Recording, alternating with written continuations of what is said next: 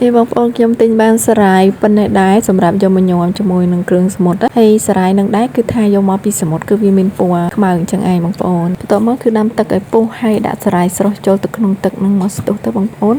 សារាយនឹងវាឡើងពណ៌បៃតងស្អាតមែនទែនត្បូងឡើយខ្ញុំឃើញគេលក់នៅលើផ្សារបៃតងស្មានតែគេយកមកវាពណ៌អញ្ចឹងតែបងប្អូនបន្ទាប់ពីស្រស់មកស្ទុះហើយគឺខ្ញុំចាក់ទឹកលាងជាមួយនឹងទឹកត្រជាក់យើងធម្មតាណាម្ដងទៀតណាបងប្អូនលាងវាឲ្យស្អាតម្ដងទៀតមកបើអីវានៅក្នុងទឹកវាតែងតែមានស្លែមានអីជាប់ជាមួយអញ្ចឹងហើយឬកតិកទីណាដែលជាប់ជាមួយនឹងសារាយហ្នឹងបោះចោលឲ្យស្អាតផ្នែកសារាយខ្ញុំលាងរួចរាល់ស្អាតហើយខ្ញុំទុកមកលើសិនបងប្អូនឥឡូវខ្ញុំមកលាងសម្អាតគ្រឿងសមុទ្រម្ដងខ្ញុំមានមឹកហើយនឹងបកាបន្តិចបងប្អូនឥឡូវខ្ញុំចាប់ផ្ដើមបកសម្បកបេះអាចនឹងបេះក្បាលវាចេញក្រោយពីសម្អាតវារួចរាល់ហើយបងប្អូននេះខ្ញុំចាត់វាជារាងបែបនេះដើម្បីពេលដែលយើងយកទៅស្រស់ទៅវាស្អាតខ្ញុំឆូតវាជាកាឡាទូចាស់ល្អិតហើយនឹងគៀខ្ញុំពុះវាជាពីរមកពេលដែលយើងស្រស់វាល្មូស្អាតបងប្អូនហើយបន្ទាប់មកខ្ញុំយកវាទៅស្រស់មកសន្ទុះបងប្អូនអត់យកឆ្អិនពេកទេខ្ញុំក៏ដាក់វាមកល្មមតាមមើលពណ៌អត់បន្តិចហើយគឺខ្ញុំស្រង់ចេញឯងព្រោះតែដាក់យូរពេកវាយើងអត់ឆ្ងាញ់ទេបន្ទាប់ពីស្រស់ហើយគឺត្រូវលាងទឹកត្រជាក់ម្សៅទៀតដើម្បីសាច់បកាហ្នឹងវាបាត់ក្តៅហើយនឹងស្រួយបងប្អូនមានទឹកកកអាចត្រាំទឹកកកបានណាតែខ្ញុំអត់មានខ្ញុំគ្រាន់តែលាងបាននេះផ្នែកសាច់ខ្ញុំគឺរួចរាល់ហើយមកមុខទៀតអីបងប្អូនឥឡូវខ្ញុំមកលីងសាច់ដូងម្ដងខ្ញុំមានសាច់ដូងប្រហែលជាកន្លះកូនចានដែរបងប្អូនខ្ញុំលីងវាឲ្យឈ្ងុយហ្មងបើវារៀងស្រួយតិចហើយនឹងឈ្ងុយគឺខ្ញុំលើកចេញឯងហើយញោមដាក់ដូងក៏ជាលើកទី1របស់ខ្ញុំដែរបងប្អូនធ្លាប់តែញោមធម្មតាណាហើយថ្ងៃនេះដែរបងប្អូនខ្ញុំអត់មានលាយទឹកត្រីខ្លួនឯងទេគឺខ្ញុំមានទឹកត្រីបុកស្រាប់ដែលទិញមកពីកន្លែងគេលក់គ្រឿងសមុទ្របងប្អូនចឹងហើយកុំឲ្យវាទុកយូរពេកវាខូចអញ្ចឹងខ្ញុំយកវាមកច្នៃថែមក្រូចឆ្មាឬក៏ថែមអីដែលបងប្អូនគាត់ថាខ្វះអញ្ចឹងណាទឹកត្រីនេះគឺសម្រាប់ខ្ញុំគឺវាខ្វះតែជូរទេបងប្អូនអញ្ចឹងខ្ញុំចំបាច់ក្រូចឆ្មាថែម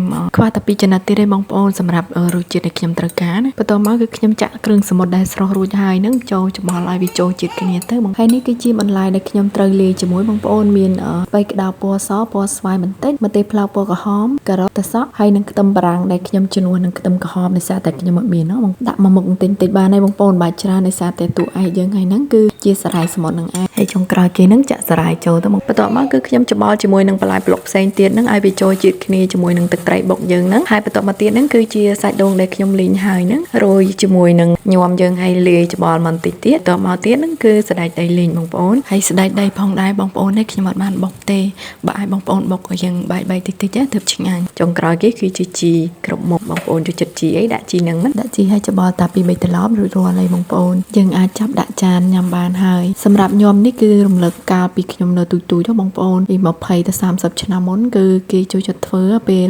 រៀបមង្គលការឬក៏កម្មវិធីអីផ្សេងៗចឹងគឺតែងតែមានញោមសារាយហ្នឹងឯងគ្រាន់តែថាតំបន់ខ្ញុំពេលញោមសារាយហ្នឹងខ្ញុំដូចជាអត់ឃើញគេដាក់ដូងលីងទេហើយមកដល់សម័យនេះគឺថាបាត់មុខម្ហូបនឹងពីរោងការឆឹងតែម្ដងបងប្អូនឥឡូវមើលគួរតំណងញ៉ាំអត់បងប្អូនសម្រាប់រសជាតិគឺវាប្លែកពីញោមបន្លែបន្តិចដោយសារតែវាមានដូងលីងហើយនឹងសារាយទៅពេលអញ្ចឹងវាឆ្ងាញ់មកបែបម្នាក់ណាបងប្អូនចង់ដឹងរសជាតិអីអាចសាកល្បងបានសម្រាប់សារាយវាជ្រុបឆ្ងាញ់មួយយ៉ាង I love you mommy ចាកូន mommy I love you I love you thank you so much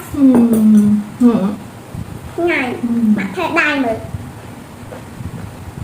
โอ้ยเลยได้หมด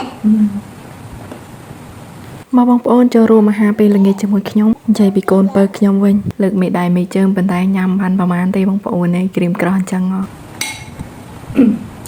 វីគេធ្វើយ៉ាង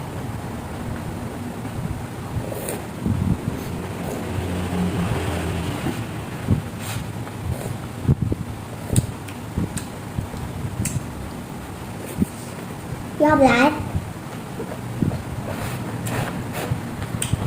ពេលបាយនឹងគួរញ៉ាំស្គួតគេទៅអត់ហើយបាយស្តាប់អួតបាយយ៉ាឡូអត់ចង់